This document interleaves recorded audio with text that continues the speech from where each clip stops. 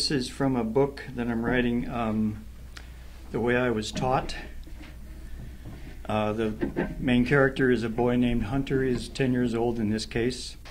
The year is 1951, and there's a custody battle going on, and he has gone to meet his mother, who's beckoned him, and she is staying in this very grand resort hotel on the lake, and he has never been in a place like that before in his life.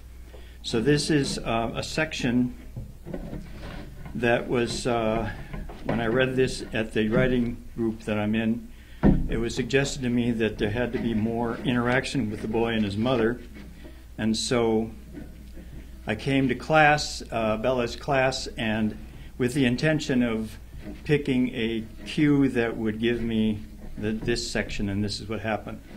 The cue is, best not say what you're thinking. So this is right out in the middle of a chapter. When I got to the landing, I stopped and looked out at the big arch, out the big arch window. Across the parking lot and a gully, I could see headstones. Even at that distance, they looked familiar.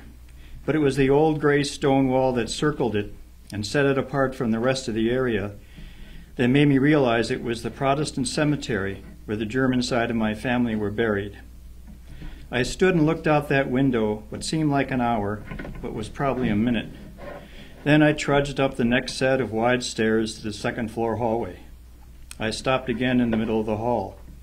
Which way was room 6, left or right? Feel it, that's what Grandma Minnie would say. Don't know which way to go? Don't think, feel it. In fact, it's best not to say what you're thinking. There's already enough confusion on this planet. Thinking is, after all, just fixing to get ready to plan to do something. Feeling was tough for me. I was taught to ask. I was taught to think. Before my days with Hoxote and Grandma Minnie, the only feelings I ever had were shame and guilt. I was never taught to feel, just feel, warmth and joy, until I spent time on the reservation. But I stood in that hallway thinking, planning what I would say to a person, my mother, who only ever encouraged the parts of me that were hers, and otherwise barely tolerated the rest of me. I was nervous, uncertain, scared even, scared of the guilt I felt. I hadn't seen my mother in almost a year, and didn't want to see her now. Plus, I had to pee. I reached in and loosened and tried to loosen my underwear and adjust myself before I tightened down on the urge to pee. A door opened. Mother stepped halfway out, looked left, then right, and then saw me. Did she feel I was in the hallway? Did she feel I had to pee, or that I resented even being there? Her timing this time was only near perfect. She was so good at catching me doing something of which she disapproved. Thank God I got my hand out of my pants before she saw me. She smiled. Hunter, there you are. Come. I wiggle-walked, hat in hand, down the inch-thick red and gold carpet to her room. She smiled, reached out, and touched my cheek. Liebchen, she said, it's good to see you. It's been too long. I have to pee was the first thing I said to her. The smile vanished. She held the door open and nodded me in. Oops, I should have said tinkle. I have to tinkle. Mother regards piss, pee, and whiz as crude. Oh well, she'll just have to get used to me the way I am now. I carefully closed the door to her bathroom. I knew that Mother didn't like the sound of pissing. When I was little, she toilet trained me to sit down to pee because I made less noise that way. It upset her to hear the stream hit the water in the bowl. Maybe there was a connection between her dressing me in girls' clothes for the first 18 months of my life and training me to sit even when tinkling. It was an old toilet and the water was really high in it, but I refused to sit to piss just to please her. I aimed at the section of white porcelain that was above the water line, but I missed and instead pissed on the edge of the bowl. A lot of the spray went on the floor and some even splattered on my pant leg. I pushed Fred to the right. I named my wiener Fred when I was in first grade after I heard some other kid call his wiener Dick. And I got the stream all in the bowl. but now I was making noise. I flushed to cover the noise I was making. Unfortunately, the flush finished before I did. As the water refilled, I had more porcelain to hit, so I wasn't making noise, but the water in the bowl was now turning yellow. Mother did not like yellow water. Oh well, she'd just have to get used to me the way I am now.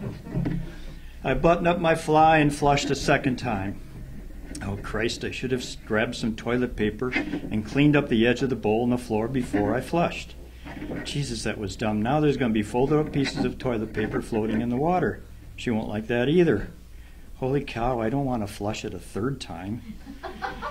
Oh, well, she'll just have to get used to. Don't forget to wash your hands and face, she called from the other side of the door. We're going to dinner soon. I turned on the water in the sink and ran it loud to cover the sound of my third flushing of the toilet.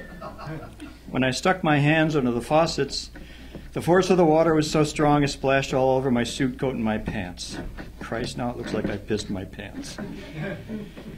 Jesus, Joseph and Mary, I mutter, remembering the Irish in me. I can't goddamn win. What did you say? Holy shit, is she standing on the other side of the door listening to my every move? Suddenly the door opened. Did you swear? Does your father know you swear? Where did you learn to do that? There was a look of disgust in Mother's eyes that I had never seen before. I felt like a puppy that crapped on the floor and was about to have his nose rubbed in it. Mother clucked her tongue, stepped aside, and allowed me to exit the bathroom. As I went by her, her arm moved and I ducked. I thought she was going to grab me by the ear and drag me out of the bathroom like my second-grade teacher, Old Maid McCanty, once did. But Mother was just moving to adjust the hand towel that obviously did not hang properly. Everything had to be just right with her. Swearing is crude and obnoxious. Swearing is a sign of poor toilet training. You did not have poor toilet training. Are you learning to swear from the Indians? I know you spend a lot of time with them. Your father can't hide us from that. Everybody swears, I said, even at church sometimes. Well, Horace Blasey. Haas, ha, said Mother. Him I don't doubt. You're the only person I know who doesn't swear. I guess we all had poor toilet training, huh? I surprised myself saying that, but my attitude, my swallowing the required apology, excited me, even though it bordered on disrespect. I figured what I said would anger her, but instead she reached out and gently touched my face. I saw a tear in her right eye. Stiefkind, she said, I hardly know you. Stiefkind? Stepchild? That's hopeful. But I best not say what I'm thinking.